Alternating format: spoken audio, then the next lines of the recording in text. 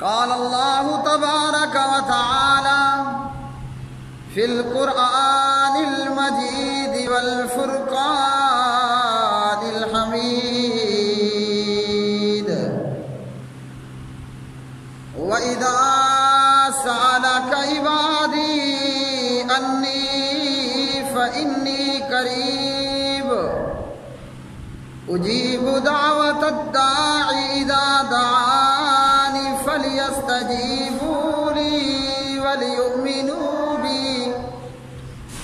فَلْيَسْتَجِيبُوا لِي وَلْيُؤْمِنُوا بِي لَعَلَّهُمْ يَرْشُدُونَ وقال تعالى في مقام آخر أَمَّن يُجِيبُ الْمُضْطَرَّ إِذَا دَعَاهُ وَيَكْشِفُ السُّوءَ وعن أبي هريرة رضي الله تعالى عنه قال وعن أبي هريرة رضي الله تعالى عنه قال قال رسول الله صلى الله عليه وسلم أيها الناس إن الله طيب لا يقبل إلا طيبا وإن الله أمر المؤمنين بما أمر به المرسلين فقال تعالى يا أيها الرسل كلوا من الطيبات واعملوا صالحا إني بما تعملون عليم وقال تعالى يا أيها الذين آمنوا كلوا من طيبات ما رزقناكم ثم ذكر الرجل يطيل السفر أشعث أغبر يمد يديه إلى السماء يا رب ومطعمه حرام ومشربه حرام وملبسه حرام وغذي بالحرام فأنى يستجاب لذلك اللهم صل على محمد وعلى آل محمد كما صليت على إبراهيم وعلى آل إبراهيم إنك حميد مجيد اللهم بارك على محمد وعلى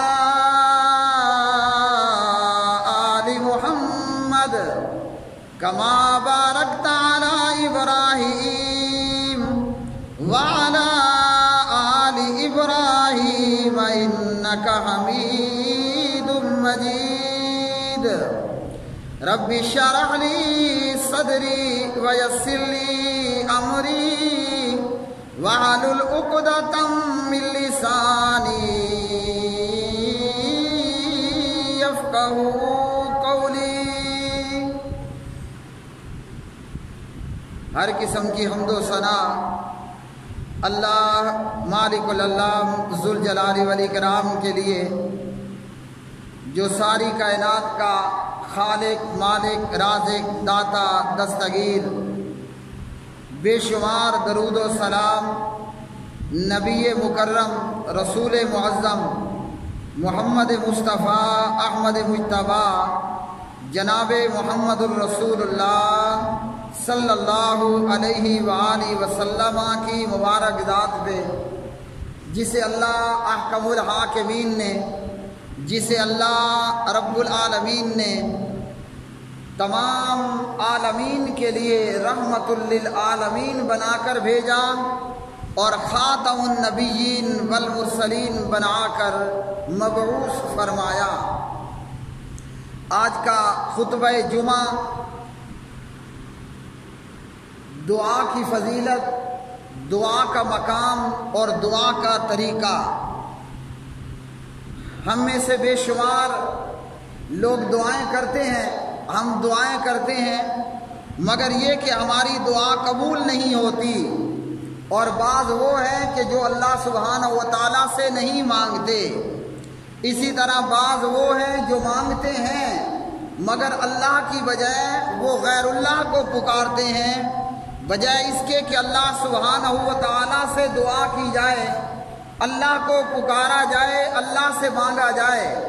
اللہ کو چھوڑ کر وہ اللہ کے غیروں کے پاس جا کر مانگتے ہیں، جبکہ اللہ کا غیر وہ تو خود فقیر ہے اور منگتا ہے۔ تو منگتا اور فقیر کسی سوالی کا سوال پورا کرنے کی طاقت نہیں رکھتا، جیسا کہ پیارے نبی علیہ السلام سے سیدہ فاطمہ علیہ السلام نے جناب حضرت مولا علی علیہ السلام کے کہنے پر غلام مانگا، تو پیارے نبی علیہ السلام نے بجائے غلام دینے کے، نوکر چاکر دینے کے، حالانکہ آپ صلی اللہ علیہ وسلم کے پاس موجود تھے، مگر آپ نے اپنے اہل بیت اور آپ نے اپنی آل اور اپنی اولاد کو یہ بتایا کہ بجائے اس کے تم یہ پڑھو اے فاطمہ سبحان اللہ الحمدللہ اللہ اکبر، تو اللہ سبحانہ و تعالی ہر کام میں مدد کرے گا اور اللہ سبحانہ و تعالی ضروریات کو پورا فرمائے گا۔ تو دعا کرنا یہ ضروری ہے، اور جو دعا نہیں کرتے، اللہ کی پکار سے، اللہ کو پکارنے سے، اللہ کے آگے دعا کرنے سے تکبر کرتے ہیں، وہ کافر ہوتے ہیں، اور اللہ کو چھوڑ کر مردوں کو پکارتے ہیں یا مورتیوں کو پکارتے ہیں، ان کا بھی یہ عمل کفر پر مبنی ہے۔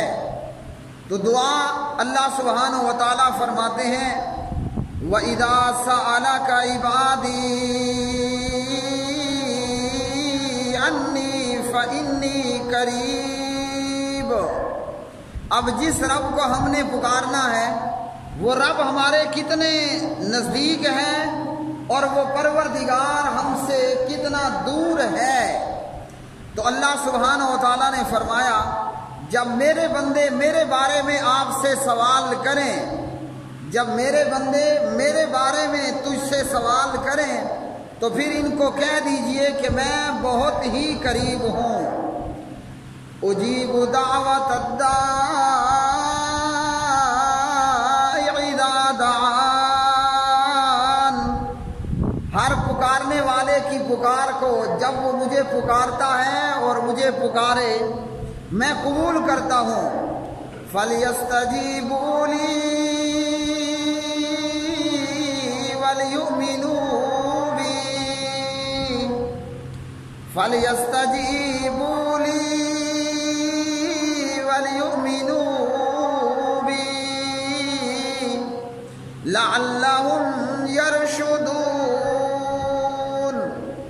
لوگوں کو بھی چاہیے کہ وہ میری بات مان لیا کریں اور مجھ پر ایمان رکھیں، یہی ان کی بھلائی کا باعث ہے۔ تو اللہ سبحانہ و تعالیٰ نے سورہ البقرہ کی آیت 186 میں فرمایا کہ میرے بندے میرے متعلق پوچھیں تو میں قریب ہوں۔ اب اللہ ہم سے کتنا قریب ہے؟ ایک اور مقام پر اللہ سبحانہ و تعالیٰ فرماتے ہیں نحن اقرب الیہ من حبل الورید، میں تمہاری شگے، تو تمہاری جو رگ جان ہے، شاہ رگ ہے، اس سے بھی زیادہ قریب ہوں۔ تو جب رب ہمارا اتنا قریب ہے، اللہ ہماری بلند آواز کو بھی سنتا ہے کہ جب ہم کہتے ہیں بلند آواز سے لبیک اللہم لبیک لبیک لا شریک لک لبیک ان الحمد والنعمت لک والملک لا شریک لک، جب ہم بلند آواز سے اللہ کو پکاریں، اللہ کی وحدانیت کا اعلان کریں، اقرار کریں، ذکر کریں، تو وہ رب العالمین ہماری سنتا ہے۔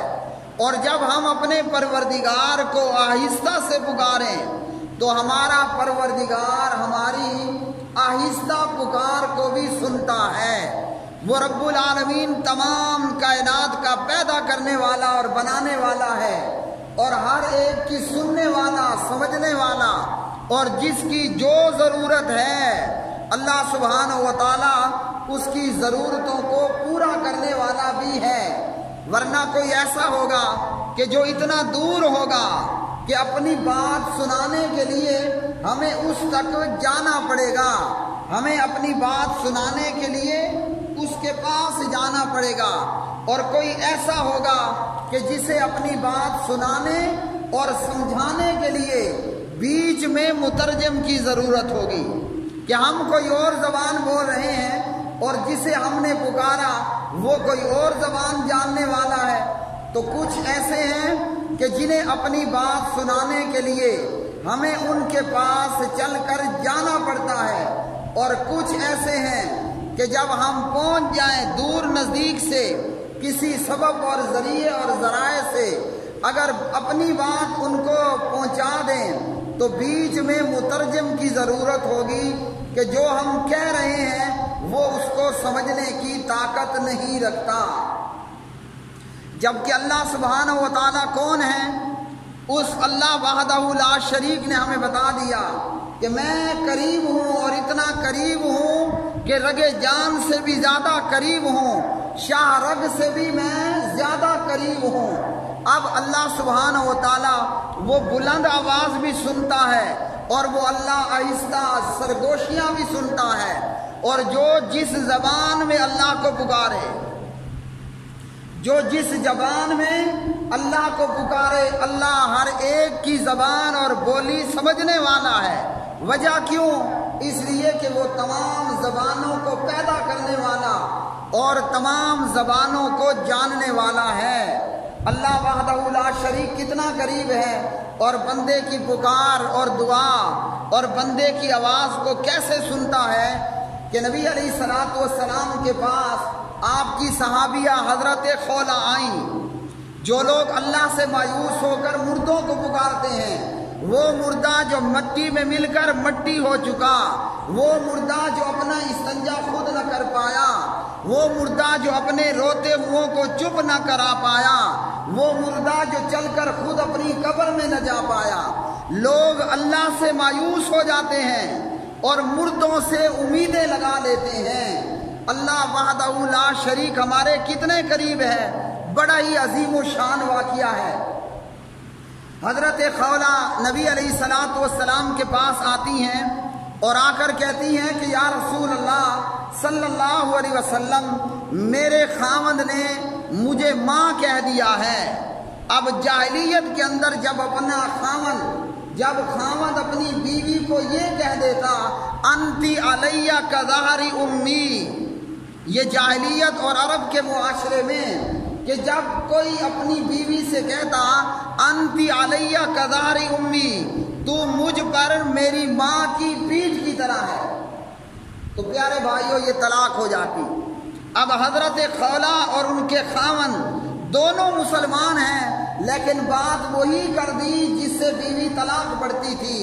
اور یہاں یہ بھی یاد رکھیے، اسلام نے کئی سابقہ اعمال اور احکامات کو جاری بھی رکھا، جیسا کہ بہت سارے اعمال اور بہت ساری چیزیں ہیں۔ تو حضرت خولہ نبی علیہ السلام کے پاس آتی ہیں اور پیارے نبی علیہ السلام سے پوچھتی ہیں، اور بار بار آتی ہیں اور بحث و مباحثہ ہوتا ہے، کیونکہ پریشان حال عورت ہے، وہ بار بار نبی علیہ السلام کے دروازے پہ دستک دیتی ہیں، آپ کی خدمت میں آتی ہے اور آ کر پوچھتی ہیں کہ یا رسول اللہ صلی اللہ علیہ وسلم، میرے خاوند نے مجھے یہ کہہ دیا کہ تو مجھ پر میری ماں کی پیٹھ کی طرح ہے۔ اب جاہلیت کے حساب سے تو مجھے طلاق ہو چلی ہے، ہو چکی ہے، بتائیے یہ کہ اسلام کیا کہتا ہے؟ چونکہ اس متعلق نبی علیہ السلام کو ابھی وحی نہیں ہوئی تھی، اس لیے اللہ کے رسول نے فرمایا انتظار انتظار انتظار کرو۔ جبریل آئیں گے تو تمہارے سوال کا جواب ملے گا۔ پتہ چلا کہ جب مفتی کے پاس سوال کا جواب نہ ہو تو سوال کرنے والے کو کیا کہے گا؟ انتظار کرو۔ نبی علیہ السلام خولا سے کہتے ہیں انتظار کرو انتظار۔ اب جس عورت کا گھر تباہ ہو چکا یا تباہی کا معاملہ بن چکا وہ تو پریشانی میں بار بار آ رہی ہے۔ نبی علیہ السلام سے باقاعدہ مجادلہ کیا۔ یہ سورت کا نام بھی سورہ المجادلہ ہے، بحث اور مباحثہ اور تکرار۔ حالانکہ اسی گھر کے اندر اماں عائشہ بھی موجود ہیں۔ عائشہ فرماتی ہیں رضی اللہ تعالی عنہ کہ جناب خولا کی بات میں نے نہیں سنی لیکن اللہ نے سن بھی لی، جبریل بھی بھیج دیا اور جبریل جناب خولا کی مصیبت کا حل اور سوال کا جواب بھی لے کر آ گیا۔ اب بتائیے نبی علیہ السلام کا گھر کوئی جو ہے وہ کنالوں میں تو نہیں تھا، مختصر سا گھر تھا، اور اس چھوٹے سے گھر میں خولا بار بار آتی ہے، بحث کرتی ہے، بار بار آ کر پوچھتی ہے۔ جناب عائشہ نے نہیں سنا لیکن ساتوں آسمانوں سے اوپر اللہ پروردگار رب العالمین نے سن لیا۔ کیوں؟ کہ وہ رب ہماری شارگ سے بھی زیادہ قریب ہے۔ ہم اللہ سے مایوس ہو جاتے ہیں۔ کون اللہ؟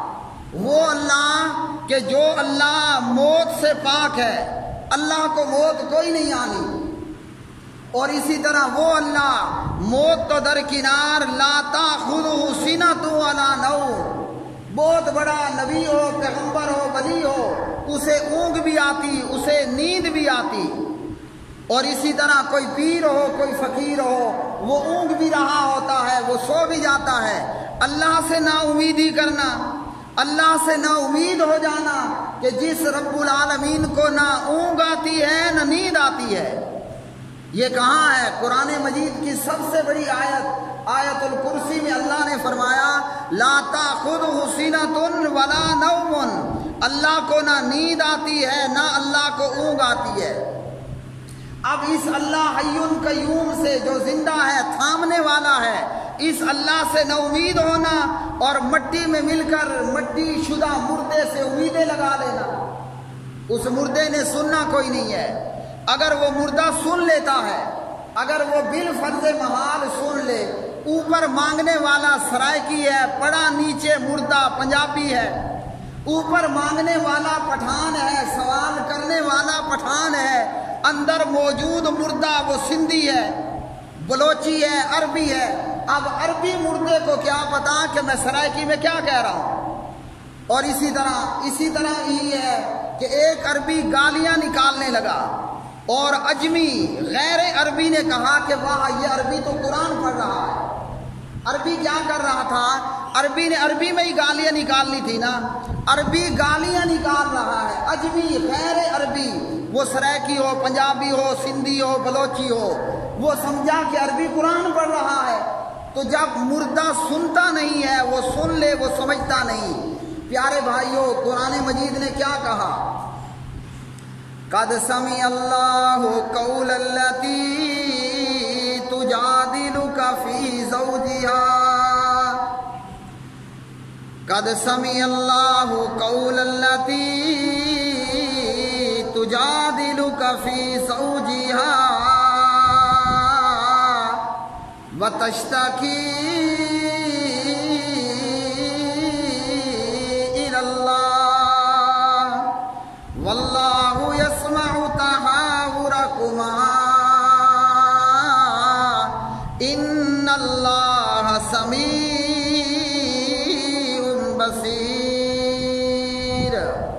یہ آیات جب نازل ہوئیں، اماں عائشہ فرماتی ہیں میں حیران رہ گئی، میرے گھر میں خولا آ رہی ہے، میں خولا کی گفتگو نہیں سن سکی۔ اب بتائیے عائشہ رضی اللہ تعالی عنہ اللہ کی ولیہ تھی کہ نہیں تھی؟ زندہ ولی نہیں سن رہا۔ جو اماں عائشہ کو اللہ کا ولی نہیں مانتا وہ پکا بے ایمان ہوگا۔ تو یہ زندہ ولی سید عائشہ یہ زندہ ہو کر خولا کی گفتگو نہیں سن پائی۔ مجھے بتائیے قبر میں مرا ہوا پیر کیا وہ اوپر پکارنے والوں کی پکار کو سن پائے گا؟ اب ہماری دعائیں قبول کیوں نہیں ہوتی؟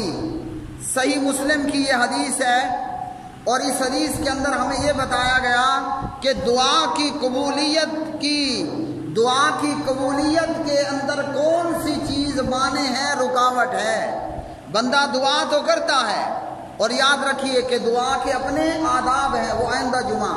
بندہ دعا تو کرتا ہے لیکن دعا قبول نہیں ہوتی، تو ہمارا رب بہت بڑا مہربان رب ہے، اس نے دعا کی قبول نہ ہونے کا ریزن بھی بیان کر دیا کہ تاکہ جس کے اندر یہ خرابی موجود ہو وہ اپنی کمی اور کوتاہی کو دور کر لے، بندہ دور کر لے۔ ایسا نہ ہو کہ بندہ کل قیامت کے دن کہے کہ یا اللہ مجھے تو پتہ نہیں تھا کہ یہ خرابی اگر موجود ہو تو دعا قبول نہیں ہوتی۔ اب ہم ہزاروں اور سینکڑوں اور بیسیوں دعائیں کرتے ہیں، دعا قبول نہیں ہوتی۔ کیوں نہیں ہوتی؟ جناب نبی کریم علیہ الصلاۃ والسلام صحیح مسلم میں فرماتے ہیں، اور حضرت ابو ہریرہ رضی اللہ تعالی عنہ راوی ہیں، آپ صلی اللہ علیہ وسلم نے فرمایا ان اللہ طیب لا یقبل الا طیبا، اللہ پاک ہے اور پاک ہی کو قبول کرتا ہے، اللہ پاک ہے اور پاک کو ہی قبول کرتا ہے۔ وَإِنَّ اللَّهَ أَمَرَ الْمُؤْمِنِينَ بِمَا أَمَرَ بِهِ الْمُرْسَلِينَ، اللہ نے مومنوں کو وہ حکم دیا کہ جو حکم اللہ نے حضرات انبیاء علیہ الصلاۃ والسلام کو دیا۔ اللہ نے مومنوں کو کیا حکم دیا؟ جو حکم اللہ کا جناب انبیاء علیہ الصلاۃ والسلام کو تھا۔ وہ حکم کیا تھا؟ سورہ المومنون کی آیت 51، یا ایھا الرسل کلوا من الطیبات واعملوا صالحا انی بما تعملون علیم۔ اے رسولوں کی جماعت، پاکیزہ کھاؤ، طیبات کھاؤ، پاکیزہ چیزوں کو کھاؤ اور عمل نیک کرو۔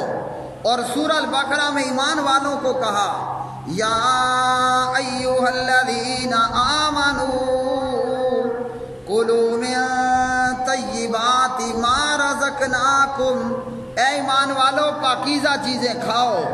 اب اللہ نے دو باتیں اکٹھی ذکر کی ہیں، ایک تو یہ کہ پاکیزہ چیزوں کو کھانا ہے اور عمل کرنے ہیں نیک۔ تو کیا پتہ چلا کہ کھانے پینے کا اور اعمال کا آپس میں چولی اور دامن کا ساتھ ہے، کھانا بھی پاکیزہ ہو اور اعمال بھی پاکیزہ ہوں۔ مطلب اگر ہمارا کھانا پینا حرام کا ہوگا تو نتیجہ کیا ہے؟ اعمال کس قسم کے ہوں گے؟ اعمال بھی گندے ہوں گے۔ اب ہم دیکھتے ہیں کہ کافر اور یورپین لوگ وہ سور بھی کھائیں گے، کتا بھی، بلی بھی، بلکہ چوہے کے شامی بنا کر کھاتے ہیں، چائنیز۔ تو اعمال کس قسم کے کرتے ہیں وہ بتانے کی ضرورت ہی نہیں ہے۔ نبی علیہ السلام نے فرمایا ایک بندہ دور کا لمبا سفر کرتا ہے اور اس کے بال گرد آلود ہیں، اور وہ آ کر کہتا ہے یا رب یا رب، مطلب وہ دور دراز کا لمبا سفر کر کے بیت اللہ پہنچ جاتا ہے اور آ کر کہتا ہے یا رب یا رب، اے اللہ میری دعا قبول کر لے، اے اللہ میری دعا قبول کر لے۔ فرمایا نبی علیہ السلام نے مطعمہ حرام، اندے ڈھڈ دے وچ حرام ہے۔ کیا مطلب؟ مطعمہ حرام، یہ دعا تو کر رہا ہے مگر اس کا کھانا حرام کا ہے، اس کے پیٹ میں حرام ہے، وہ رشوت ہے، وہ چوری ہے، وہ ڈاکہ ہے، وہ حرام خوری ہے، وہ سود خوری ہے۔ آج ہم کہتے ہیں چلو نوکری تو لگ گئی، بھلے بندہ بینک میں نوکر ہو گیا، تو کیا ہے کہ اس کے پیٹ میں اس کا کھانا حرام، وَمَشْرَبُهُ حرام، اور اس کا پینا حرام کا، وَمَلْبَسُهُ حرام، اور اس کا پہننا حرام کا، جسم پر موجود کپڑے حرام، پیٹ میں کھانا پینا دونوں حرام۔ نبی علیہ الصلوۃ والسلام نے فرمایا پھر دعا کیسے قبول ہو؟ تو دعا کیوں قبول نہیں ہوتی؟ نبی علیہ السلام نے ہمیں بتا دیا کہ ہم غور و فکر کریں اور دیکھیں، اگر ہمارا کھانا پینا پہننا یہ حرام کا ہے، اللہ نے کبھی دعائیں قبول نہیں کرنی۔ کھانے پینے کا اور اعمال کا آپس میں چولی اور دامن کا ساتھ ہے۔ اگر کھانا پینا اچھا ہوا اعمال نیک ہوں گے، جب کھانا پینا حلال کا ہوگا دعائیں بھی قبول ہوں گی۔ وآخر دعوانا ان الحمد للہ رب العالمین۔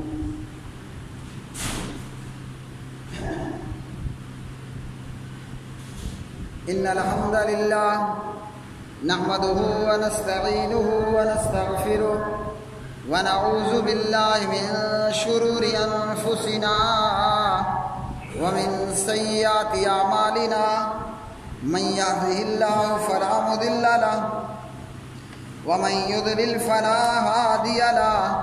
سبحان ربك رب العزة عما يصفون